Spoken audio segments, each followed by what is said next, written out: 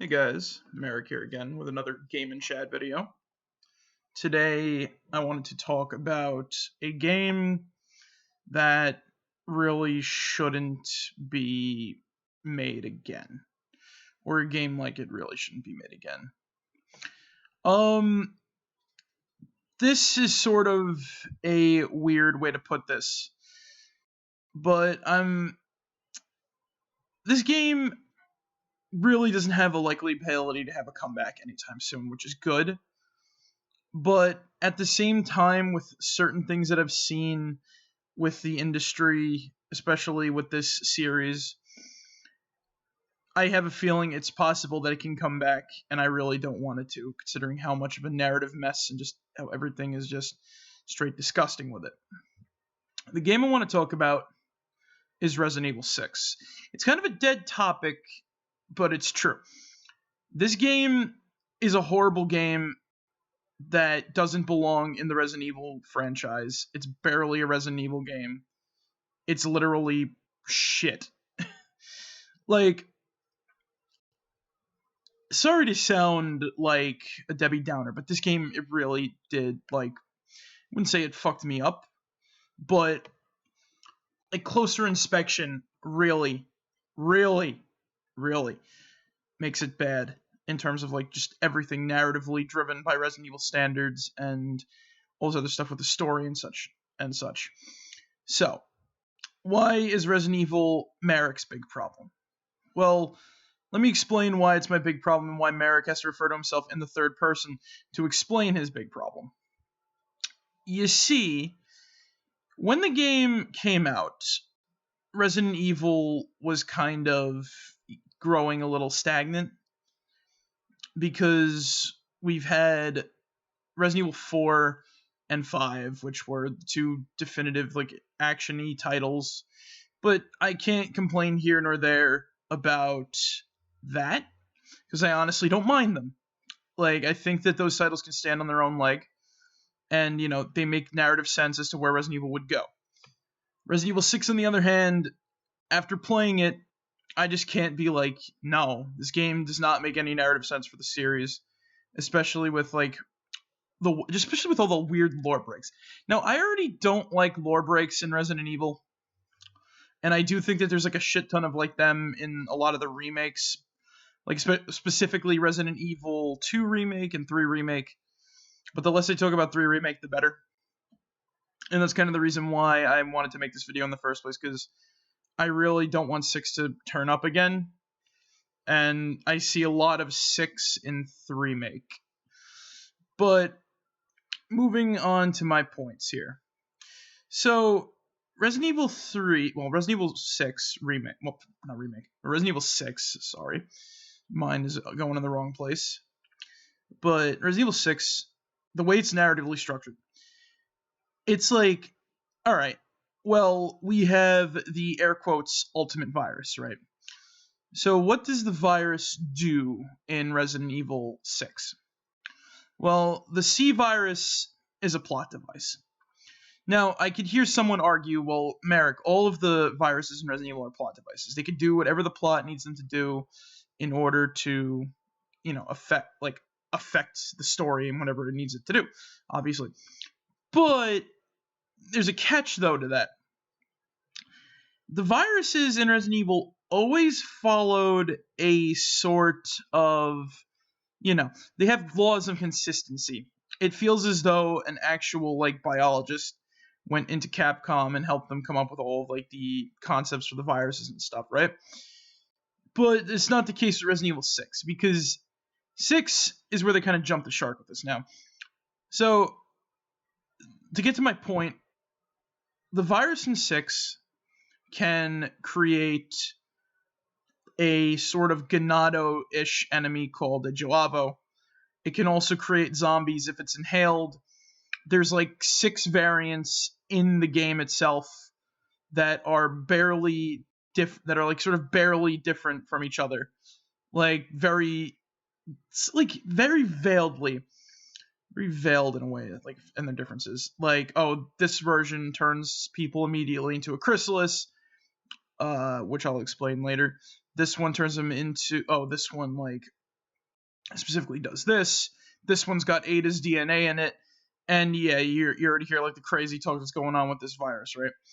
So, what does the virus exactly do? Well, the virus can produce. So, what the Juabo are, they're basically a way to have Ganados that are not Ganados, or Magini that are not Magini. And just a virus to basically do what Las Plagas does in the series, which honestly I don't think was needed because we already got Las Plagas, and it feels as though they just wanted to do this to keep the naming convention going with like random ass names from like a random language, such as like Ganado being Spanish for cattle, etc., etc. But and like Magini being Swahili for like evil spirit. I think that was a case, but it doesn't work in 6 because it's just kind of like, oh, why are the enemies called Juabo? Well, it's a Serbian word. So Serbia is in Europe. Now, only part of the game takes place in Europe, which is the Edonia segments where you play as Chris and Pierce back during like that one weird conflict. And no, because you also play as Jake. You also play as Jake Muller in those parts as well. Jake and Sherry. But less said about that, the better, I think, too. So the thing about this is that, all right, they got these like, Serbian names. Part of the game takes place in Europe, but a majority of the game takes place in China. Langxiang, China is the area. But why are barely any of the enemies named after, like Chinese prefixes or anything like that? Especially there's like enemies that are found in America that in the American segments that don't have like that still have like these Serbian names, like the Berzak being the shark and all this other stuff. It's just a convention to keep it going. Like the Ogromon is supposed to be a an El Gigante wannabe, etc., etc. But that's only like the tip of the iceberg here. I want to talk about why this virus just is a plot device and what it does too, other than just like creating creatures for the sake of just having like Ganado type enemies just to keep this naming convention going, even though it doesn't need to be there. So what does the virus do exactly? So Juabo, as I said, are Ganados. So if you shoot them in their head, they can mutate and get like some sort of like weird new ability. But it's not just in their head. No. If you shoot them at any part of their body, their arm, their leg, their like chest and everything like that, they'll mutate into different forms. Like, isn't this scary? And it's not just that they mutate into different forms. No. They don't just mutate into different forms. They mutate into bugs. Now, I understand that there's a fear of, like, people can have a fear of bugs. I understand that there's a fear of spiders and all this other arachnophobia and all that shit. But I can't explain why they just grow bug parts. Like, let me put it to you. So there's a transformation of Juabo where you shoot it in the head, right? Part of its body part of its head will then sort of like bulbous out into a huge like orb. And then on the other side of its head, it grows a wasp's thorax and stinger. I can't tell you why, but I can tell you this is that stinger does nothing. It basically walks around and sprays poisonous gas everywhere it goes. It's very much like a out of nowhere type thing. It's like, why does it do this exactly? Because the plot needs it to. And because bugs are scary. It's like, I could get behind the bugs being scary and all that shit, right? But I can't get behind, I really cannot get behind, like, we're just going to throw in this creature, we're going to throw in these creatures. And it's not just the two, because it's like multiple different bugs, too. Like, you get cicada heads, you get, like, centipede heads, like beetle graspers, like beetle horns and shit like that coming out of the people's heads and stuff. And the overall design of the Juabo is supposed to resemble a spider. Spiders being a big, like, sort of thing with this game, because the menu is supposed to be like a spider's web. The 6 and like the Resident Evil is supposed to be, which is shown in the intro. But spiders, like I said, it barely have anything to do with this game other than, like, some of the enemies kind of look like them and shit like that. Now, my question is, how do these creatures, now how do these guys mutate into like all these weird bug-like bodies and shit like that when you shoot them? Let me say that it's because they thought that this is going to work. Random mutations. Now, alright, let me talk about what virus is going to create the C virus. The T. veronica virus, the G virus, and I believe, and all their base components, basically, right? So the T. veronica virus, right? So it's composed partially of the T virus and another and a small little bit of virus, i.e., an ancient virus from ant queens and a virus, or not even virus, but just like plant genetics in it as well. Which is why some of the creatures grow like leaves and like other weird appendages that look very awkward, like very plant-like in appearance. So now, ant DNA, yeah, that could be, there's ant DNA in it. That makes sense, right? That could explain some of the bug transformations. Yeah, I could agree with that, but there's a problem though. Where does all the other insect parts, like they said, the beetle horns and all this other stuff, come in? It's just design, like it's just like, oh, it doesn't have beetle parts. It's only got like a queen ant's protovirus in it, or whatever the hell they called it, like the ancient virus. It's got ant DNA, but not like beetle DNA or centipede DNA, nothing like that in it. It's where all these other bug parts come from. Well, let's take a look at another virus, the G virus. What does it do? It basically causes random mutation to essentially create the, air quotes, ultimate organism to surpass humanity. Now, yeah, does the G virus have random mutations? I'd say so from playing Resident Evil 2 and 2 Remake, as well as seeing Degeneration, the movie. No, wait, was it Degeneration? Yeah, no, it was Degeneration, the first animated movie. But there's a problem, though, with that. All the transformations of a G are the same. Like, they're random, yeah, but they go through the same sort of, like, process. Like, the character grows an arm with an eyeball on it when they get, after initial infection, after initial tissue damage is received. They then mutate to become larger in body mass. Their head sort of shifts off to the side as a second brain is formed, along with another head. Now, alright, yeah, I could sort of see that happening with the C virus and how the Juwaba mutate with their heads and everything like that. But why the other random parts? Like, there's not like there's access to different types of insect DNA in there to have this work exactly. It's just the thing, because people are afraid of bugs. It's not like you can't just show bug imagery. You can't just show like an imagery of a bug and like they're like, ooh, spooky.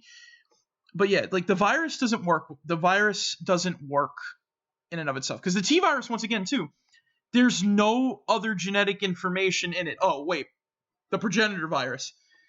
It's got like the progenitor virus in it, which makes something slightly larger and more aggressive, and it's essentially a sort of beneficial-ish mutation, though it can damage the body and stuff like that, and it could potentially kill people because it's still a virus. Like, only the people who are strong enough can adapt to it and everything like that. But that's besides the point. The idea is that it only makes, like, the progenitor virus only makes, which is also carried over to the T virus. The T virus only has one aspect that the progenitor virus doesn't, which is leech DNA, which is what makes it into the tyrant virus. And the tyrant virus does pretty much the exact same thing as the progenitor virus, with the exception of creating zombies in the case of a failed mutation, I guess is the best way to put it. But once again, that's besides the point. And yeah, so the C virus still makes zombies, right? But it's done through inhalation of the virus, which isn't a different which really isn't a different infection, because it still has to get into the bloodstream in order to truly infect someone. Like, infecting the lungs doesn't turn someone into a, like, for example, you can't have the same virus infect someone in different areas and expect a different outcome. Like, oh, but like some of the zombies have like you get the screamer zombie, which basically um it has super powerful lungs. But why does it have super powerful lungs? Like, why does the gas turn them into zombies? It doesn't just go to, either way, the virus is getting to the brain and, affecting the brain. It's going to get in the bloodstream, etc., etc. More than likely, if this virus is real, there's going to be more Juavo than there's going to be zombies. If that's how if it was going off of real world logic and not being a plot device. Like I said, they just wanted, and it's not a different strain that makes Juavo or like zombies. It's the same strain. It's just in a different format. One is gaseous. It releases like a sort of aerosol gas from a UAV missile, pretty much like how a T virus missile would be launched. And the other sort of, it's like, I forgot what it's dispersed through like bombs and shit like that too. But like, its dispersal method is just aerosol, pretty much. It wouldn't, like I said, it wouldn't create another sort of thing. And I said the reason why they just wanted to keep the naming convention going with like, oh, Resident Evil 5 with 4 and 5, like, oh, this is like a Nato, this is that. Now, the second big thing too, right? Let me talk about chrysalids for a second here. So chrysalids are a sort of mutation form or mutation strain that creates like an air quotes perfect mutation, as it's called in game. Now, perfect mutations can vary in size, weight, and other things like that, like what they are, what it is, etc., etc. However, there's a problem with this because, all right, this is how random mutations randomly work here, and why I say that the randomness factor doesn't make it scary, and why it just makes the virus a plot device, doing what the plot needs to do. So, one of the perfect mutations, the only perfect mutation that I can say works, is the NAPAD or NAPAD. I don't even know how you pronounce it. It's NAPAD. They're these big hulking brutes made out of like charred skin, and like they're just covered in like, they're so hot that their body is fuming. Like it burns off all their water content, which makes no sense biologically because like their muscles are still very moist looking when you blow off their armor. But that's besides the point. But it's the only one that makes sense in terms of like how the virus would create a new mutation. It's a bulkier version of a human being that's designed to be a heavy hitter tank type enemy, right? And it goes around and you're able to punch his shit. It's slow as fuck and you can shoot it, and it's actually a nice enemy.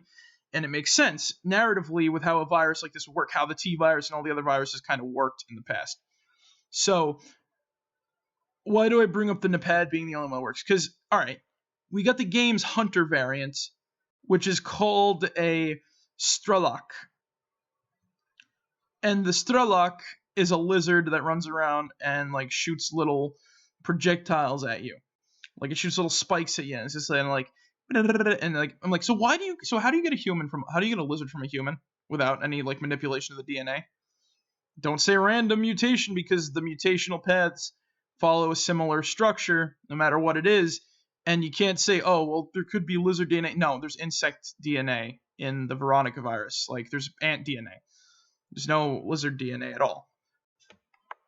It's hard for me to believe that. Then from there, from the Strelok, you got the Misek, which is a freaking crow bird, which is a birdman. It's Harvey Birdman, attorney at law. It's an upside. All right, so this is a creature with a spiky beak mouth. Like it's got like teeth, but it's not teeth. It's a beak, but it's like flesh. An upside down head. Like they're really trying. To make weird enemy designs because Resident Evil. And it flies around. It's a human, but it's a bird, and it flies around and shit like that, right? It doesn't work because it's just like ridiculous. Like, where did it get the bird DNA? They didn't inject it into like the chrysalid beforehand, because no, the Juavo that can turn into chrysalids, or people that can turn into chrysalids, can just become those out of nowhere. Then from there you have like the Berzak, which is a giant shark-like creature, which you find in America but still has the Serbian name. And Well, how do you get a shark from a human? Then there's the Elusia in Langxiang when Chris goes there, an invincible snake-like monster that came from a human that looks nothing like a human. How do you get that? Well, it's explained in game as, all right, when you go into a chrysalid, it's like it's like a butterfly and a or caterpillar going inside of its cocoon or chrysalis, whatever the fuck you want to call it, right? Where its body is broken down into goo, and then that goo is reformed into a new creature. But how does it, how do you get all of like these creatures if there's no DNA for that structure? Like, it's genetic for the butterfly because the butterfly always becomes a butterfly. Like, you don't see a butterfly go into a chrysalis and then it turns into like, you don't see a little caterpillar go into a chrysalis and then it turns into a wasp unless it was, like, maybe parasitized and the egg hatch delayed, but that's besides the point. But you don't see this happen in nature unless there's DNA for it and shit like that, right? And don't say it's the virus because I've already gone over. The virus makes no sense.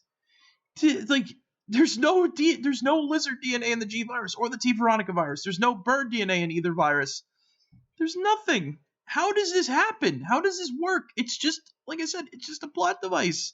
And I hate to sound like a broken record, but that's what it is. The virus does whatever the plot needs it to do so that they can just keep going with the story here. So, this is not just it, too. So, moving on, right? Moving on. We have moving on with the complete mutations. There's the Ubistvo, which is a human-sized thing with a chainsaw arm and a heart. Now, I can't explain the Ubistvo. Why does it have a chainsaw arm? I have no fucking clue, but it came out of a chrysalis somehow. It's a weird enemy, and it doesn't work once again. Like, you could probably get a buzzsaw type. Like, I could believe. All right, like, there's an enemy in Revelations 2, in Revelations 1 called a Skagdet. It has a buzzsaw like blade that's made of bone and like sinew and shit like that, right? Like, it's part of the body. I could believe that because it's just like, you could have like a muscle sort of tissue, but not like an actual chainsaw like appendage. Because it's just like spinning bone to make a blade, to make like a fan saw blade thing. So from there, we got the Gnezdo and the what the hell is the Lepotixa or whatever the hell you call it. So the Lepotixa and the Gnezdo are made with Ada Wong's DNA, and somehow right? You get a creature that can spew out virus gas to make zombies, and a swarm of bees that make a woman shape, like they walk around shaped like a human woman. The swarm of bees, and the queen is hiding amongst them, and you have to, like, these tiny little bees, and you have to like shoot the queen to kill it. Once again, where did they get the bee DNA? Where'd they get the wasp DNA for Mr. Wasp Stingerhead? Where'd they get like the grub DNA? Like, what? Like, where did all this come from? Like, it's like, it's like it just doesn't work. And somehow we're supposed to believe that Ada Wong, a failed Ada clone, like, was able to produce a swarm of bees and a weird pustule monster that sprays like gas everywhere. Like, I will also have to say this too. The C virus can be used to clone someone somehow. I don't know how. Then there's like irregular mutations. So, like Deborah Harper, for example, it's just like she goes into a chrysalis and then she comes out herself, but she's got spider legs on her back, and she just acts like I guess trying to be creepily sexy is the best way to put it. Like, you start like in the boss fight. I remember you're on a minecart. You start shooting her and shit like that. She starts like crawling on the ground and she's like feeling herself. It's like, what is going on here? It's more like shit like that's more confusing than it is scary. And why, like I said, why did she turn into just herself but with spider legs on her back? So I want to move on a little bit from the virus, because like basically every creature comes from a chrysalis somehow. I can't explain it other than like why, how does this work? You know what I mean? But I want to move on to like actual like story elements here. So let me talk about. I'm going to start by talking about Leon because he kind of was a recent thing that happened. Like his game was very recent. So Leon shows up again, and his story is really stupid. So he's guarding the president, and the president is finally going to, air quotes, tell the truth about Raccoon City. Here he meets up with Helena Harper, and they both begin their journey after the place is attacked by a terrorist. Basically, they assassinate the president with the virus, and they frame this shadow government, because there's a shadow government in Resident Evil now, frames Leon for murdering the president despite the president turning into a zombie. I don't understand this at all. I don't understand how Leon or Helena aren't infected by the virus gas that's released onto the campus where this was going on and shit like that too. It's a big what? How does this work exactly? And I'm just like, why? Already there's a red flag. How do you keep Raccoon City covered up for like that long? Because it was in '97, and I believe the game takes place in either 2016 or something like that. I forgot when the game. But you can't cover up a city blowing up on American soil for that long. But like somehow this game says that it's possible. I wish I've understood how, but I can't. So from here, we kind of have to accept. Okay, well, that's how the cookie crumbles, right? So from here, it's not just the campus. No, it's the whole like area, the whole town of Tall Oaks, which is in New York, I should say too. I believe it was in New York from what I remember. Tall Oaks, New York, which is a fictional area in New York. You cannot tell me that a small outbreak like this could lead to a big thing like that within like a short amount of time. So we get to Tall Oaks, the entire town is like infected. And I'm surprised this didn't spread, because I think this is like upstate. I'm surprised it didn't spread down the mountain into the city or anything like that. But then again, in the Resident Evil series, New York has had a shit ton of problems already. Fucking Vendetta is an example of that. So, what's going on here now? Well, there's now, in the short amount of time where this virus was spread around Tall Oaks, there's new types of zombies. There's like screamers and whoppers and shit like that. And screamers are just like zombies that with like super expansive lungs that scream and summon other zombies near them.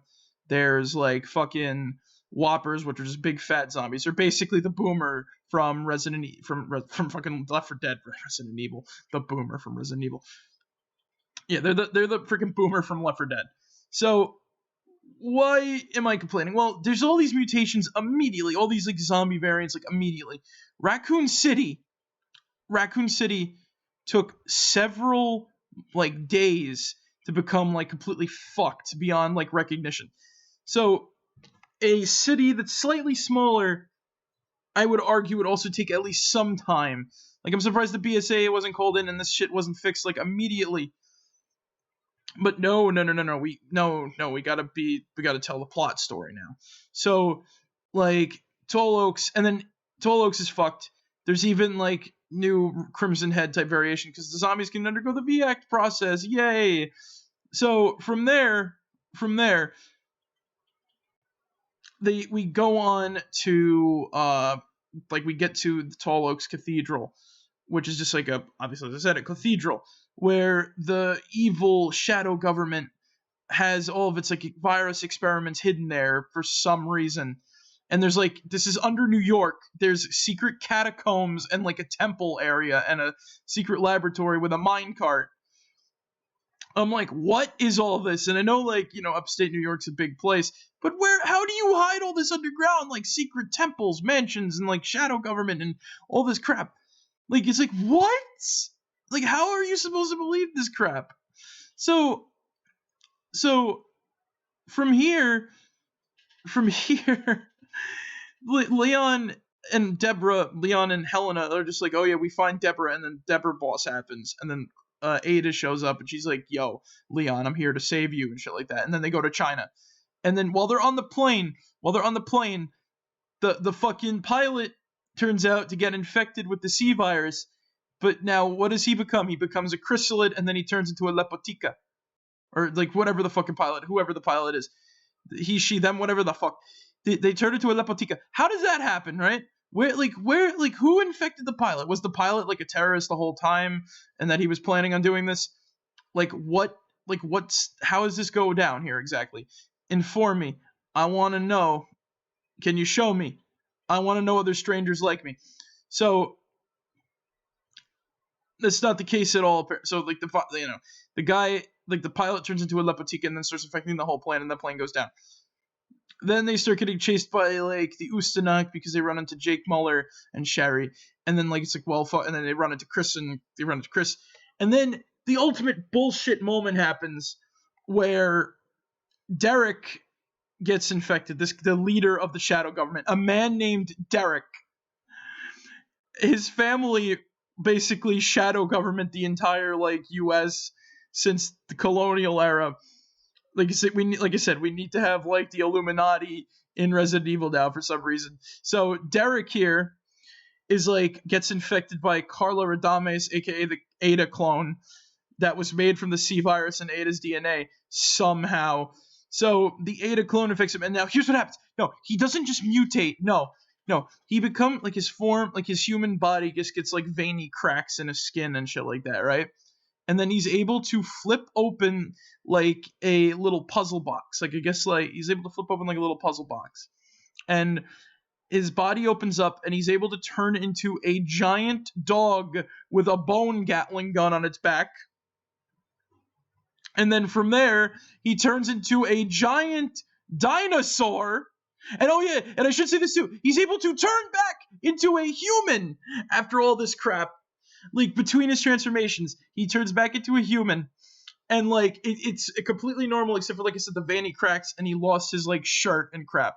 He's able to turn into a giant T-Rex with an eyeball for a tongue, a giant fucking dog monster. And then no, that's not it too. He eats a bunch of zombies. Now all of a sudden they need to have biomass to like grow bigger. He eats a bunch of zombies and he turns into a giant fly-like monster that you have to use giant lightning rods to shoot. It's so terrible. It's so stupid. Why is this in Resident Evil? Like there's like once again, the rules of the series don't apply here. Like the rules of the series don't apply with this whole thing. So then now let me move on to Chris. So basically they win the fight as always as Resident Evil. So Chris' story. So Chris in 5, right? Chris in 5 suffers because what's her name? Jill died, or Jill's supposedly dead and everything like that, right? Well then, now Chris also in this game is suffering from something. Oh, because he lost a rookie and a bunch of people to a virus bomb. That's his sad tale. This is the sad tale of Shuey Rodriguez. He lost people to a virus. It's not like that's happened. It's not like that hasn't happened before. But no, these randos. It's not like a close friend. It's these randos that die. No, they're turned into Napad and shit like that. Whatever the fuck they're called. It's like, why, Chris? Why do you care? You see this all the time. Why does this affect you now? Oh no, like no, you don't understand. It doesn't work. It's like, no, I can't. I'm gonna like mope and like eat a steak in like a freaking East European. Like, why is he in Europe when they find him, right? So he goes through this whole fucking arc, and he's acting like Jill died again, but it's not Jill. It's like just a bunch of dudes. So moving on. Pierce is actually a bro. Pierce Nevins is actually a bro. He did nothing wrong. I will fight tooth and nail for Pierce because I think that he was a good character and he suffered in that game. That stupid ending, I can't get behind it. But like a stupid ending for him was just really dumb. So I'll talk a little more about Pierce later in like the pre-production material that actually made him into an interesting character and gave him a nice introduction. Because I talk about the Resident Evil series as a whole, like I talk about Star Wars as a whole, rather than just a bunch of games. So basically they go on and Pierce gets infected. Like well, he doesn't get, he infects himself with the virus to save Chris's life. Basically, they're after Ada, and then freaking Leon wants to kill Chris because he wants to kill Ada, etc., etc. Like, as Chris wants to kill Ada, etc., etc., and like Ada knows it. But no, there's two Adas, and then like all this other crap, right? Like, it's just shoehorned in fighting. Then from there, we get Jake Muller and Sherry Birkin. Sherry Birkin feels like shoehorned in, and then Jake Muller is Jake Muller. He's Wesker's, air quotes, son. The only interesting thing about Jake is that he's chased by the Ustanok because they want to capture him for his blood samples and shit like that, right? So, what the fuck is the Ustanok? It's a tyrant-like creature that somehow the C virus made. Okay, whatever. Oh, and it's able to produce little eyeball things at its back called Oko, and that's actually what they're called. They're called Okos. OKOs. OKKO. Let's be heroes. No, but seriously. Psych myself up for this one. So they basically go around and then like they have like a weird like semi-romantic subplot for Sherry Birkin and freaking Wesker's son. Like, when did Wesker just have relations with a like freaking, I think it was Adonia, like an Adonian woman? That it's just like his existence is just a sentence, pretty much. Like, oh yeah, Wesker had relationships with this random woman. But why? I thought he wanted to bring about a world of Supermen.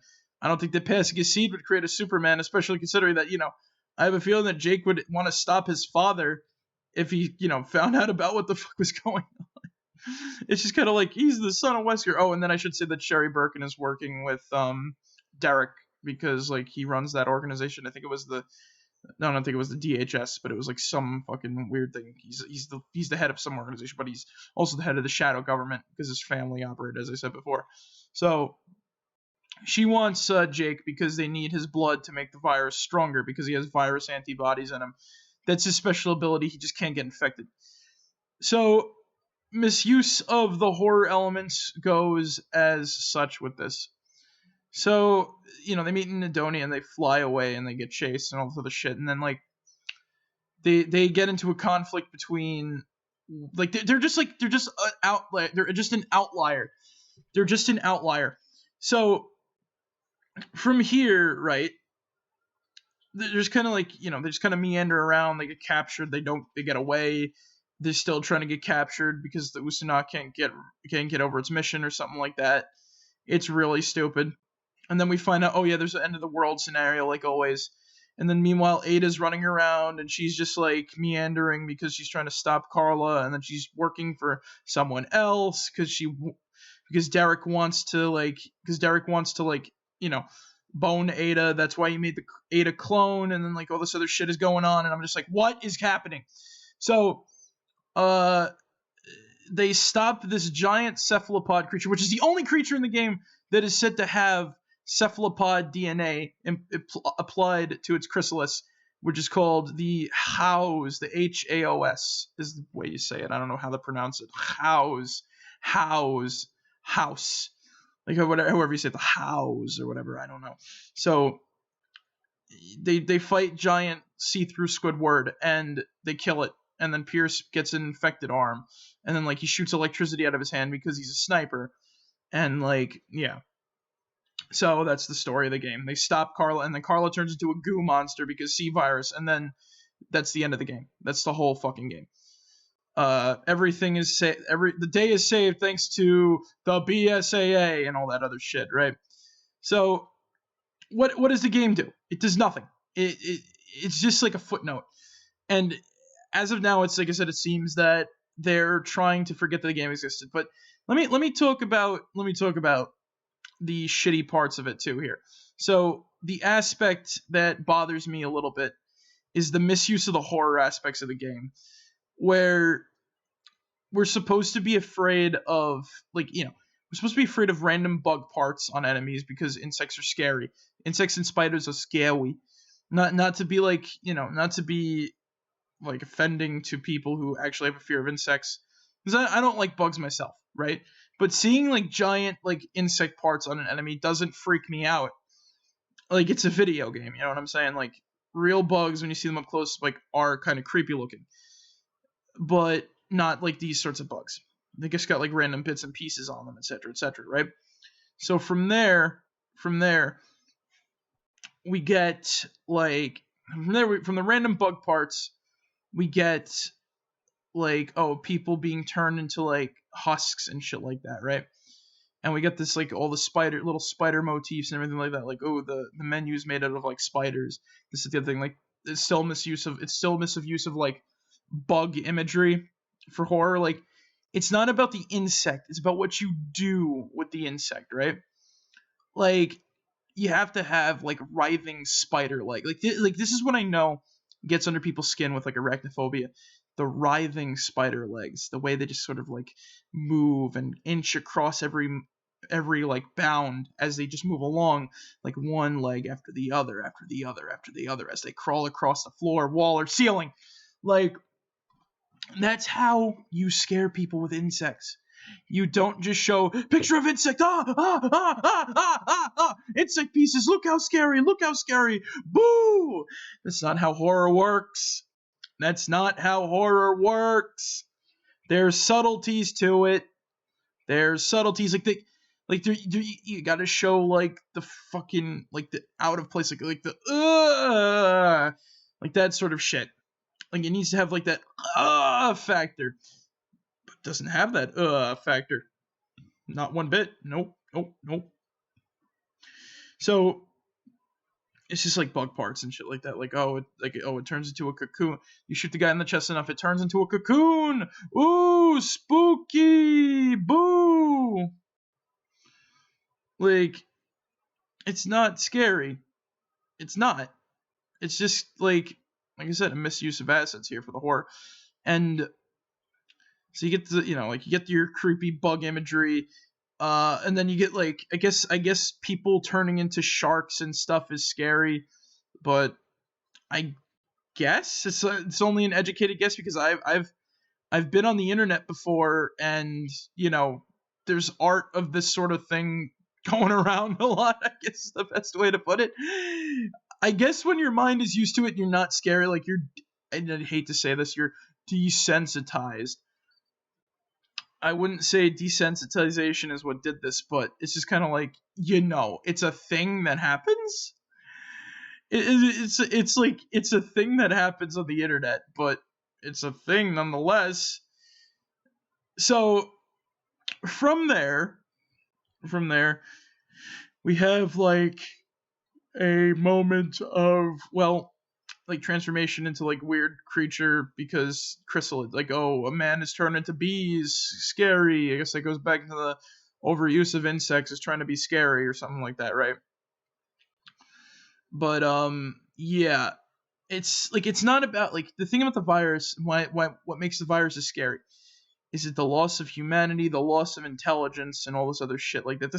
That's what made like William Birkin an effective character, because he was a tragic villain in that he basically was losing his mind to his own creation for like reasons.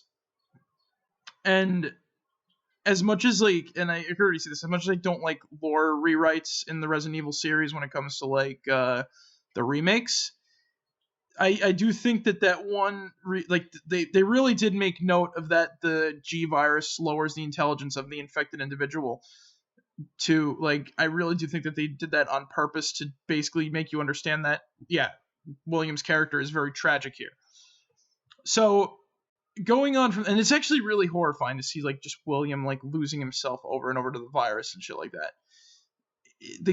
There's depth to that shit. It's not just like ooh look at the scary claw man, ooh. And I'd argue that this also carries over into 5, which like all these games carry over into 5, and they show a lot of respect with that game versus like 5 shows a lot of respect to its past, unlike Resident Evil 6, where it's just kind of there. And people shit on 5 a lot. I just want to point that out too. People used to shit on 5 a lot too, but nobody really complained about. A lot of people complained about 6, but nobody really went this in depth of how I'm trying to go into here. So, another thing that fucking bugs me about the game too is just the over needing of characters. So we get 3 new characters for no good reason. Just because we need to have like a character related to the plot. Like we need to have like a character related to the plot, and we need to have a character to exist to die, is the best way to put it. So Jake Muller is a character that is needed for the plot because he has antibodies, as I said before, that can make the virus stronger. So how do they do this? Well, they just say he's the son of Wesker. But is there any build up to this? No, there's none. He's just the son of Wesker. That's it. They think that that's all you have to say in order to make that effective. No, I want to know why. Like, I want to know what was Wesker's idea for this. Was there a plan? Was this like an accident? Like, why did he do this exactly? Why did he have a child with some random woman from some random country? Sherry Birkin is back, which makes sense because Leon's in there, and I'm kind of glad they brought her back for that with that in mind. But still, going on with the things that they so Helena Harper, she's just there to have a person lost to the virus that's related to like them. Because I don't remember her doing really much other than my sister. I lost. Oh no, my sister's been infected. Oh no, she turned into a mutant. By gosh, by golly. Oh no, like seriously, they could have had just like Claire here and everything would have been fine. Now Pierce is the saddest story because he kind of took that like he was kind of in that part because Chris could have played the part of he lost someone close to him that to the virus and shit like that, right? So Pierce, I actually like. Let me explain why I like Pierce and why I don't like why I like Pierce versus like Jake and Helena. So Pierce was actually introduced in the, I guess, prequel manga to Resident Evil, which I actually read a little bit later, and really which really like showed to me that like I think the game went wrong behind the scenes versus like with the dev team. I think there was a higher up decision that changed a lot of the shit around, and I'll explain that in a moment. So Pierce was introduced in this manga, and he's actually he's a cool guy. He's just like he's a sniper. He's obviously as he is in the game. He's a sniper. It shows that he has history with Chris because they work together in this comic. He has I forgot he's into like I think he was into like punk rock or something like that. He's got like an interest. Like they actually tried to make him a character with like interest and shit like that, which is pretty cool. And like all of this shit, and unfortunately he suffers from like this game character syndrome where in the game he's just like a nobody. Who the hell is he? Only the people who've read the manga will know who he is. And I like that. So in the manga too, the C virus makes a lot more sense. It just makes like Lepotica and like viruses, and it does this it does one part of the manga. It does an in-universe theory set up that was proposed by Wesker about how like the virus and people's emotions can cause certain mutations, which I like. Like the manga tells a better story than the game itself does, which is funny. Especially considering that there's one whole section of the first manga book that's just like a bunch of cheesecake shots. Yeah, like that's once again if you like I said I don't know what the hell to exactly talk about with that, but the point I'm making, yeah, the one whole part of that manga is just cheesecake shots, but that's besides the point. That's it's neither here nor there. That's just a part of that thing. But yeah, the story in the manga is pretty good. It gives the C virus better like definition on what it does, and I like that. Now moving on to we don't need like Helena or Jake. Like I said, Claire could be a good stand-in for Helena, right? Because it also turns out like the reason why Sherry's there, they also need Sherry's DNA too, because she has G cells in her body. If they can make a G antibody, it can make the virus a lot more effective. So once again, how about instead of just Jake, just have Sherry, and Sherry would be like Ada, the lone character, like the character's alone, and that would make it more effective when she's running away from the Ustanok.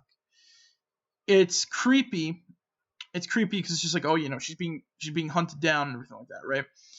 She is like, she's getting hunted down by this giant beast with like a mechanical claw hand.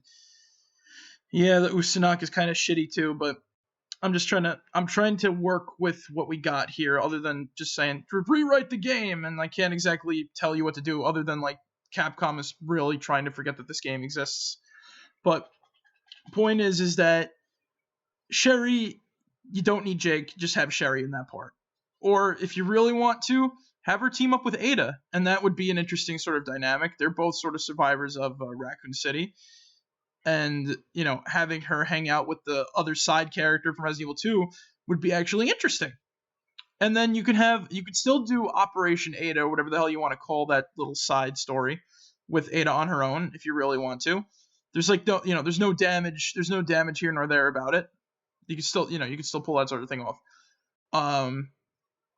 Do it at the part where you could have it set up like around like different times.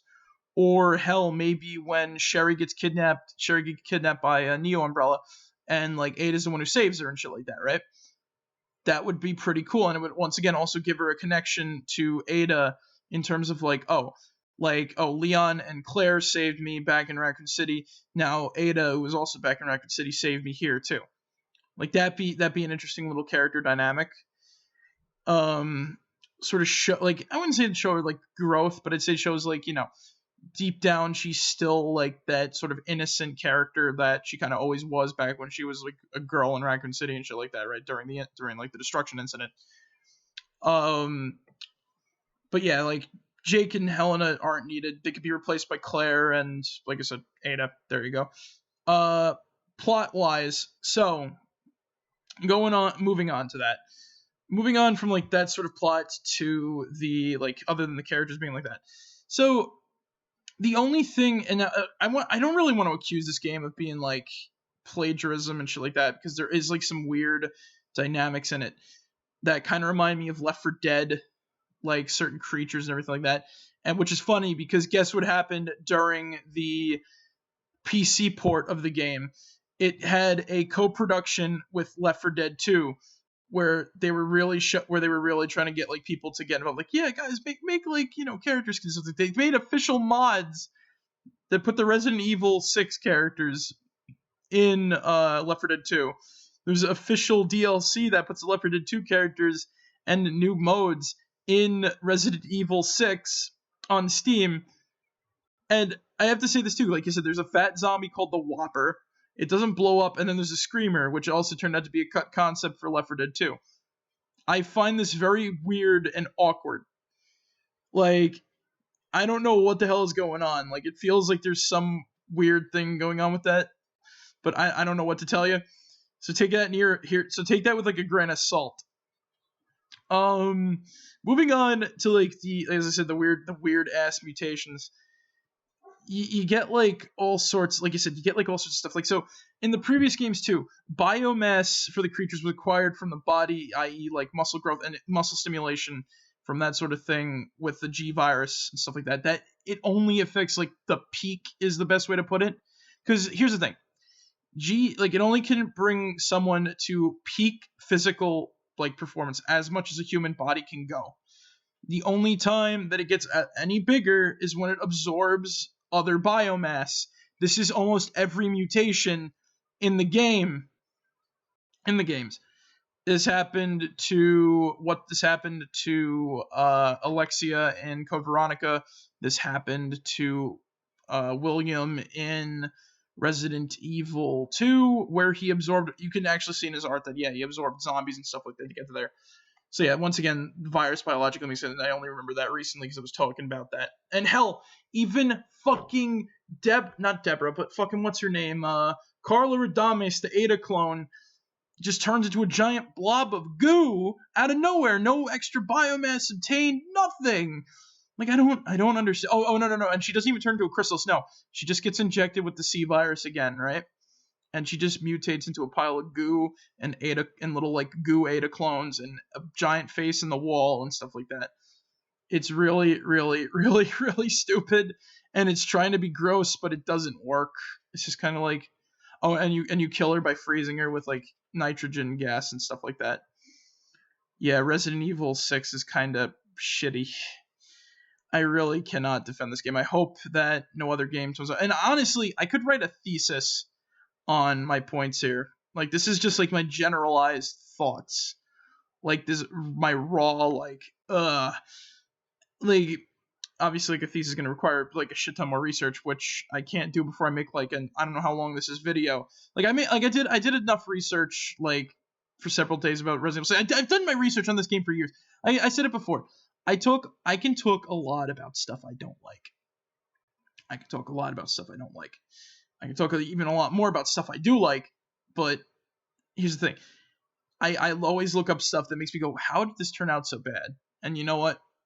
That's all I can say about Resident Evil 6. So I hope everybody liked my little rant here. I hope some people learned some stuff. I really hope that Resident Evil doesn't turn back into 6 fodder. And I should say too, like, look, everything, and which is ironic considering, like I said, everything wrong with 6 is like all of, like, this shitty plot stuff that, like, the virus is a plot device and all this other shit. But funny thing, the 3 games that came out after the 3 new games that came out after 6, not counting Operation Raccoon City came out before or after? I forgot, but not counting that because it's an Elseworlds game, and not counting that one Umbrella Corps game because that game was shitty, and that one's not even canon too. All the viruses, including the E-series stuff, that all made sense in terms of Resident Evil logic, like how the way the viruses work and all that shit. But no, that makes sense, but not Resident Evil like 6. 3 games get it right, but not the big one, not the one with the big number. Before I go, I should say this too. The 6 in Resident Evil 6 looks like a giraffe giving someone a blowjob. All right, guys, this is Merrick. Have a good night. I'll see you guys tonight later on for, as the timer is recording, for a stream of Fallout 3, and I hope to catch everybody there. See you guys later. Merrick out.